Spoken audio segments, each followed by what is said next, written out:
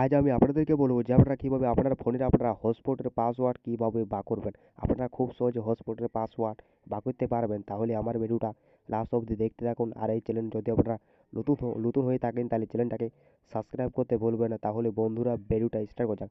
আপনাকে আগে সেটিংটাকে ওপেন করতে হবে।